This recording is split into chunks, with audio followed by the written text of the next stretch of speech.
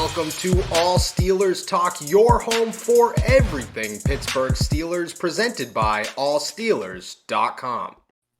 What is up, Steelers Nation? Thank you so much for jumping on to another episode of All Steelers Talk live from the Senior Bowl here at Mobile, Alabama.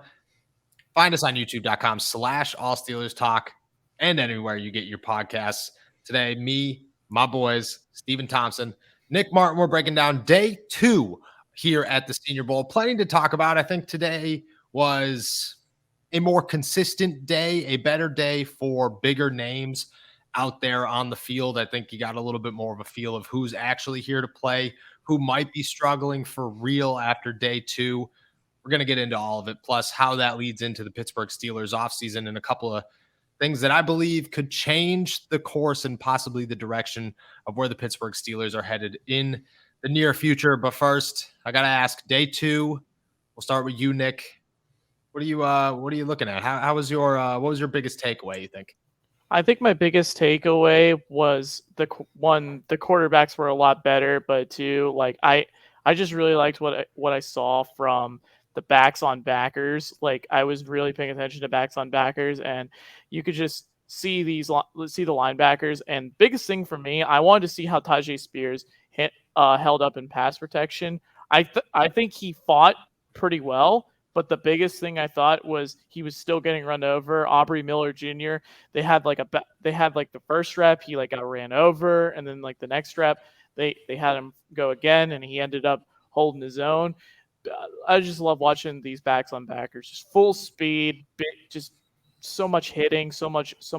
Just it's pure football. I just love it with these running backs versus the linebackers. I thought Aubrey Miller really stood out in that regard. I thought Vassier Dennis had a much better day than he did yesterday. I thought Vassier Dennis had a really nice pick on day 1, but I thought overall his level of consistency was not very good. But I think he made some pretty nice plays in backside pursuit in some of the team drills, and I'd say Dorian Williams was standing out in backs on backers. I think he did a really good job of just creating just constant disruption. He made it really tough for guys to just block him one-on-one. And that was my biggest takeaway with the running backs and the linebackers just going at it, man.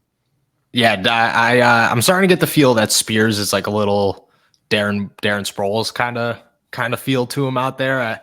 I get a little, really good at catching the football. Explosive runner, maybe not the most physical guy because of his size, but Darren Sproles vibes are always good vibes. Steven, walking out of day 2, what were you feeling? What's your biggest takeaway? Yeah, I was more impressed with the offense today. I thought yesterday was a lot of defense. Just kind of at all levels. I thought the defense really stood out, and guys on the defensive side of the ball had their best days. But today, the offenses have clearly started to gel with another day on the field. Guys are starting to feel each other out. The passing game was much better for both teams. I thought these quarterbacks were much more accurate. I liked the way a lot of them moved around the pocket and avoided some pressure. But receivers also made some incredible plays. I saw guys making acrobatic catches all over the field in one-on-ones against defensive backs. And then even in the one-on-one drills with the offensive linemen and the defensive linemen, I walked away much more impressed with more guys on the offensive line than I did on the defensive line. Darnell Wright was a guy who stood out. Osiris Torrance was a guy who stood out. Blake Freeland, right, from BYU. Blake is his first name. Yep. Yeah. I thought he was really strong today. I was really impressed by those guys. And it just seemed like the offense's day to day. We'll get one more day of practice to kind of settle the score, but chalk one up for the offense and chalk one up for the defense so far this week.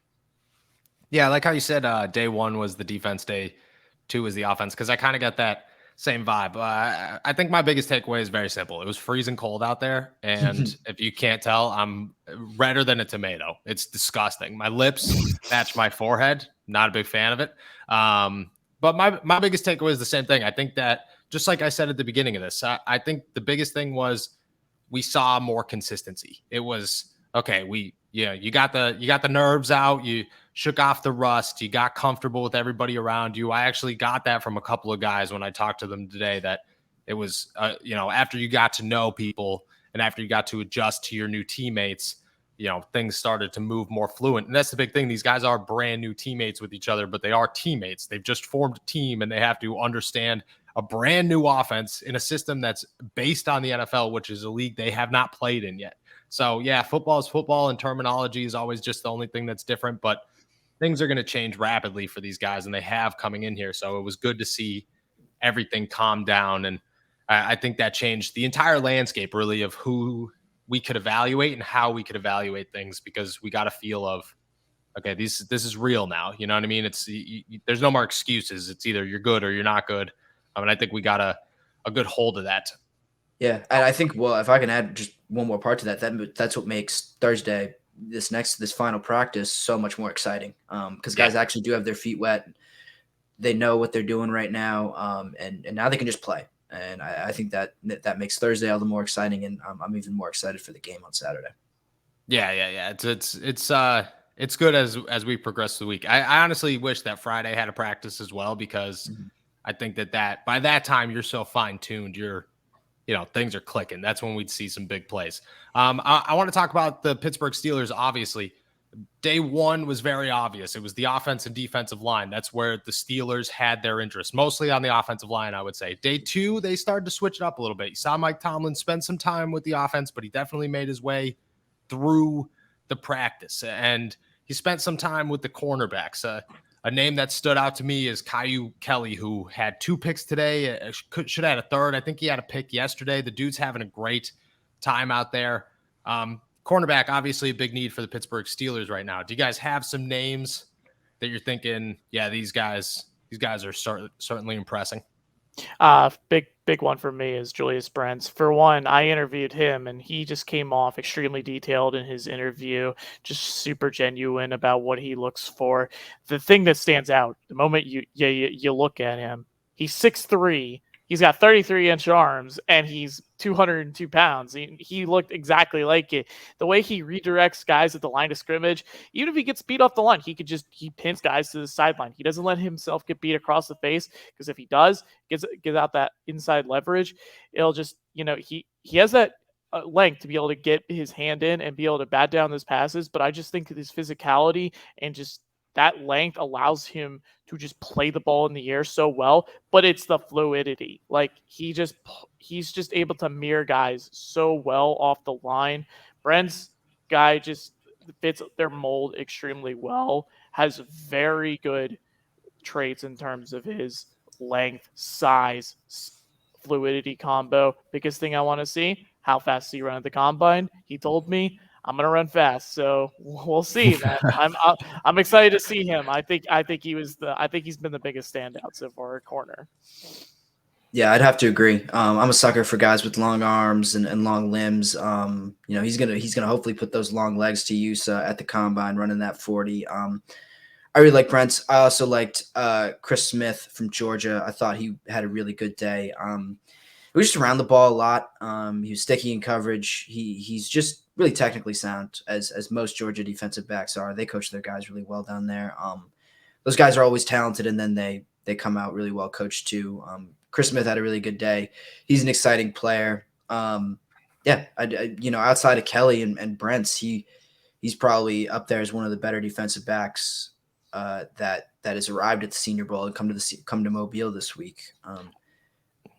Nick, I know you like this guy too, and you talked to him after practice today. Yeah. I mentioned you were talking to Chris Smith. He is just probably like one of the smartest safeties in college football. He's just so instinctual in knowing when an offense what they're doing pre-snap. He's constantly on the move, just in the right spot. The thing I've noticed is his versatility. He told me that he believes his NFL comparisons Tyrann Mathieu because of just his ability to wear as many hats as possible in the defense. And he does. He blocks kicks and punts for Georgia. He covers receivers in the slot. He plays deep. He plays in the box. He can do it all. He can wear multiple hats. And I want to mention this guy real quick because I forgot to get to him. But Jacorian Bennett was another guy I interviewed. He's a corner for Maryland. And you know how Tomlin, he loves his Maryland guys. And I talked to him about it. It's like, you talk to Tomlin, he's like, oh yeah, he loves his Maryland guys. He loves talking to him. He had a meeting with the Steelers. Biggest thing with me with Bennett is how competitive and physical he is. At times, I think it gets I think it gets the best of him, particularly at the top of his route. He talked to me about wanting to trust his technique a little bit better. The thing I want to see more consistent with him is just not getting as grabby at the top of routes, but I thought he played extremely well overall is in one-on-ones, especially in team scrimmage. There's a play where Trey Tucker is running a wheel off a switch release. He ends up going under the pick, and he stays right in phase, plays the ball in the air, pass breakup. It was just a really great play from Ja'Cory Bennett. I thought he was a good interview, and I thought he played pretty well overall. Yeah, I thought Bennett was had a good day as well. And I thought he had a good day yesterday, but today I thought he really kind of showed out. My guy's obviously Kelly. Like, I think Kai Blue Kelly is just that guy. Like, there was some question marks coming in here. He's projected as like a day 2 guy, second, third round, but I think he, at least in some teams' eyes, in the 16 that are here, probably solidified himself as a second round guy. And that kind of leads me to this next question is the Steelers need a cornerback, and there's questions at Cam Sutton. And I think we could all kind of agree that we believe that Cam Sutton is likely on his way back to Pittsburgh, which is a good thing for the Steelers, at least in my opinion. The question is, there's concerns about William Jackson III. There's concerns about Akello Witherspoon. You don't really know what's going to happen there. Can the Steelers go in there and double dip at corner? Because there's guys in the first round that we've talked about: Christian Gonzalez, Devin Witherspoon, Joey Porter Jr., Kelly Ringo. Do you grab one of those guys at 17 and then come back and get another guy that we've talked about here in the second, third round, or even guys that we haven't mentioned like Clark Phillips? Or is that too many corners, and are you kind of worried about that one? Steven, I'm going to direct that one at you first. Yeah, I'm not into the double dip kind of method here. I think the Steelers have too many needs. I think there are plenty of good corners, and I think they could really build a nice secondary for the future if they did that, but I think there are just too many needs, and I almost feel like it would be a waste of a pick to go in on 2 corners, especially if you're going to bring back Cam Sutton on a, how many years are you going to give Cam Sutton? You're going to give him a decently long-term deal. It just doesn't seem prudent to me, especially for the immediate future, to go for 2 corners in the same draft when you have needs at linebacker, defensive line, probably not safety. You need offensive linemen too. You need depth there. There's just a lot that the Steelers need. And I feel like once you get 1 corner, your eyes can't get too wide at the number of corners in this draft, in my opinion.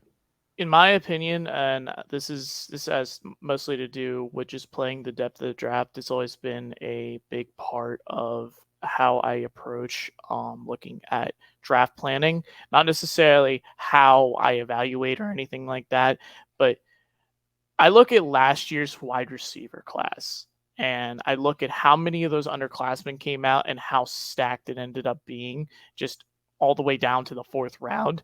And that's where I feel that the Steelers need to double dip. I think there are guys they can get early and guys they can get like day 3, that they can get like a Steven Gilmore that can play pure nickel like late on day 3. Like those types of guys they can definitely find. And I definitely do think that they need to keep that in mind, because you can never have too many good corners in the league. And it's one of the things you pick the best player available, regardless of position. And that's the biggest thing with me. I think you can solve all your needs, but if you're picking later in the draft and you're taking a position of need because of need, and he's not a highly ranked player on your board, you're doing yourself a disservice. You want to pick players who are going to contribute no matter what. Even if day 3 is important. Look at what the Chiefs did on day 3 of last year's draft. I praise that draft for so many reasons. They took Trent McDuffie in the 1st, and they got Jalen Watson in the 7th, and they got 2 starters out of that, and they ended up playing so key of contributing roles for a team that has gone to the Super Bowl. And that's my point. Like you have to play the depth of the draft. You have to play the strongest positions on those day 3 areas, and that's why I think corner, no matter what, they're going to double dip. How early, how late, that's to be determined. I like that method. I think that's maybe a best of both worlds, because I'm a double dip. I like the talent in this draft, and I'm a corner guy. Like, give me all the corners. It's been a long time since the Pittsburgh Steelers have had like really good corners. You can talk about Joe Hayden and Steven Nelson and Mike Hilton, but that lasted a year. Before that, it's been a while since the Pittsburgh Steelers have had 3 dominant corners that you could feel really good about. I'd be all about it. But I do like the thought of waiting a little while, because then you could address other needs. You could get a corner early that is your superstar in the making corner, have relative confidence in Levi Wallace, expect Cam Sutton to be your CB1, and then get another guy to be the come off the bench guy and work wherever you need him to work, but also have 6th, 7th, 5th round expectations for the guy, and then be able to go do things like add depth, find an inside linebacker, maybe some defensive line help, because you certainly need defensive line help. That does give you a couple of options, and it doesn't waste those 3 early picks. And just like you said, there's a lot of depth when it comes to the cornerback class. It is very, very, very deep. Yeah, and I was just gonna say, like, I should amend my statement. I'm not opposed to drafting 2 corners. I am opposed to using those 2 of those top 3 picks on corners. That's what I'll say. Yeah. No, yeah. I knew what you meant there. And I agree. I think that if you're able to do that and wait, I'm about it, and I don't have any qualms about the Pittsburgh Steelers waiting to do that. Outside of defensive backs, you guys were impressed with the defensive line today. Thought that the offense kind of got the best of them with the offensive line. Names that stuck out to you in those battles that you think maybe added themselves to the Steelers draft board, because they're certainly looking their way? Well, I can lead off. I mean, Will McDonald was an animal, and he's been an animal for both days. It's not a guy that I think was on the Steelers, edge rusher, wasn't really on the Steelers, radar, I suppose, coming into this week. But I don't know. Part of me just feels like Will McDonald is playing way too well to ignore him, And it kind of depends on what need they want to fill with that first. Like, I don't know how much he's rising right now. I know he's probably one of the better edge defenders in this class, but I don't know how high he was projected to go before this week, but he is certainly rising. And I just don't know. I don't know where he's going to end up falling, but man, he just looks so good. I love watching him. Just another guy with super long arms. He's strong. He's fast. I really enjoyed watching him, and he's going to be a good player wherever he goes. And if he's available for the Steelers, I don't know. Nick, you might have more insight on where he was projected to go, but I really like him, watching him this week. Personally, I think he's probably going to go around day 2, most likely. Honestly, I have to watch a little more of him up close. I can't just go off the Senior Bowl currently, but I would say based off the trades I've seen, I think about day 2 is about right. Day 2 is a good place for the Pittsburgh Steelers. They need a third edge rusher at bare minimum, and possibly a guy to replace Alex Highsmith in the very near future. I mean, that's a name. It's a name. And he's been dominating the last 2 days, and he just looks the part. Like, you look at Will McDonald and you think, yeah, that guy looks like a stud on the outside. He's not too big. He's got, just like you said, he's got the long arms, super fast. He pulled off a beautiful spin move today against Darnell Wright. That's all over Twitter. You got to love that one. Nick, when you were looking at these guys, offensive, defensive side of the ball, the big men, who's standing out to you today? I'll give you one on each side. I'll give you Derek Hall as edge rusher from Auburn. That guy has one of my favorite builds out of this class.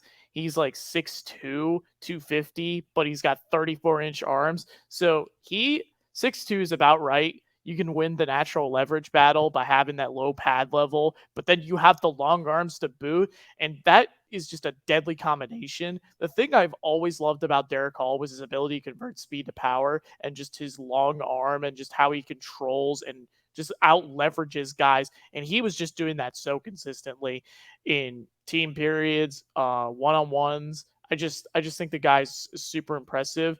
Obviously, I want the Steelers to re-sign Highsmith. No one more than me, but Derek Hall, like he's definitely a guy that I would keep in mind if they decide to go the route of not re-signing Highsmith in the long term.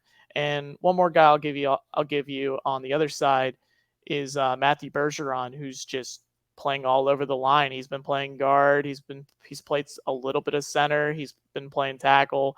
He's played everywhere, but he looks like the most natural as a left tackle. He's looked really impressive with his smooth feet. I think his anchor has been a little more impressive than I saw on film. I think he's been doing a good job of just anchoring down on that last second.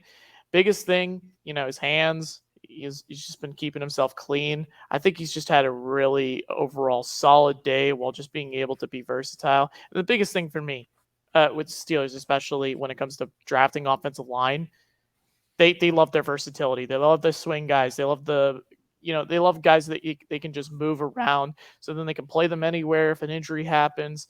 And that's the big thing. The Steelers were so lucky to get away without injuries last year at the offensive line position, at least very few injuries at that. And True. A guy like Bergeron, if someone gets hurt at like tackle, he can come in there. But let's say guy comes back and then another guy gets hurt at guard, he can step in and play guard. And I think that's great versatility. That's the stuff that you want to see, especially if you believe that he can take over one day. That way you believe he can have a significant role year one, even if he's not a starter. Yeah, I agree. My guy is on the offensive line. There's two guys from Michigan here, okay, and they both play offensive line. One plays tackle, one plays center. So if I get this guy wrong, I apologize. But I think it's Alusigan. Is that the center? Yes. Okay. Yeah. Oluwatimi. Did I say that right? I have no clue, but I don't know. You're in the ballpark. I try. I'm trying my hardest. There's some really just wild, but cool. Like great names. I have a very boring name, as we all do. We just didn't get a pronunciation guide with our Senior Bowl credentials, so people will have to forgive us.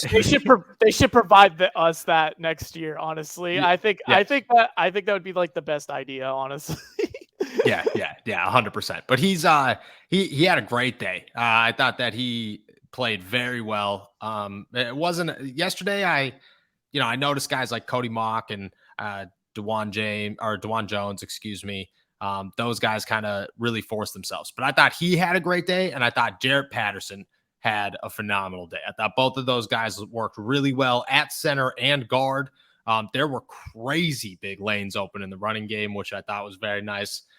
Those two were very impressive right from the jump. I thought that they had really good days. And we're two names that they're like middle of the draft-ish right now. And I think that they could both find themselves as options for the Steelers, because if I'm the Pittsburgh Steelers, I want versatile guys who can play center and guard, an upgraded JC Hassenauer. And I have all the credit for JC Hassenauer. I think he's a good player, but you want another guy who's out there as well. The Steelers were relying on Kendrick Green this year, and I don't think they want to do it next year. But I thought both of those guys had really good days, especially in the run game. I've been impressed with Patterson the last 2 days, so I have to give him. He's on my list of very good guys that I think the Pittsburgh Steelers should be looking at. I feel really good about both of them. The last thing I got to ask right now, it's been asked to me twice. I've made 2 radio appearances in the last 24 hours, and they've both concluded with one question. Are the Pittsburgh Steelers actually spending time scouting punters? And does that mean anything? As we both know, Mike Tomlin spent 15 minutes yesterday talking to a punter. And in my head, that's just Mike Tomlin saying hi to a punter, because if any coach in the NFL is going to go talk to a special teams guy, it's Mike Tomlin. Do you take anything with that, or do you just look at it and go, yep, nope, that's just Mike Tomlin? You could either read in between the lines and say, oh, he's not that interested in the Senior Bowl class that's going on right now. Or True. You could take it as he's just talking to the punter, or you could take it as, oh my God, the Steelers have the super need a punter. They understand, you know, we don't know for certain, obviously, but the thing with Tomlin is he talks to everyone. He goes to every single position group, regardless if it's a need or not a need. And that's because that guy loves football. He loves talking to players, and players love talking to him. And I think people need to understand that more than anything, rather than just getting all conspiracy theory on us. But I mean, Nick, man, if you don't know anything about me, I'm all about the conspiracy theories. Okay, you toss a conspiracy theory my way, I'm gonna ride it. It's true. Noah believes conspiracy theories until they are proven false. He doesn't. I think it's also important to understand like the organization of these practices. They are, first of all, long. They're like 2.5 hours. Yes. And also the punters do a lot of their work when the rest of the positions are kind of doing individual work, not taking up the entire field, when they actually have some room to punt. When they do team stuff, when football is actually live and when you can actually watch these guys play football, the punters are kind of off to the side working on more technical stuff, finer details. I think that has as much to do with it as anything else. Like Mike Tomlin could watch guys run tackling drills all day. And probably won't learn a lot as much, definitely won't learn as much as he would watching them actually play football, or as close as they get to real football in these practices that just don't go fully live. So I think like a lot of us, his mind might have started to wander during these practices, and he just wanted to see something different. So I don't know, maybe he's not drafting a punter. Maybe one of these guys did catch his eye, but I wouldn't read too much into it either. Yeah, so I'll say this because I want to believe it. I do. I really want to believe it. But it's proven false because I haven't been impressed with either of the punters here at all. So I don't understand. If I'm not impressed with them, I don't think Mike Tomlin's going to be very impressed with them.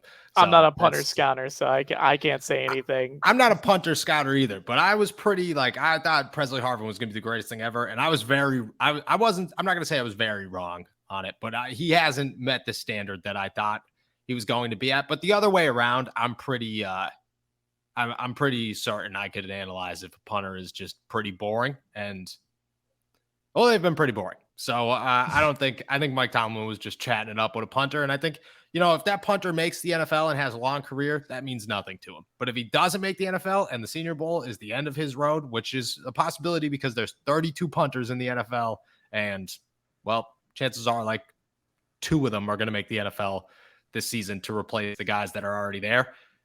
Well, that's a pretty cool moment in that guy's life, and Mike Tomlin knows that. So shout out to Mike Tomlin, and shout out to conspiracy theories. I don't know why you guys are shooting them down, because half the time they work, half the time they're real, okay? Or they got a long shelf life, and I have a lot of fun with them. So you miss 100% of the shots you don't take. So exactly. You'll never believe anything if you don't believe all the conspiracy theories. That's my motto. All right, we're heading out of here, guys.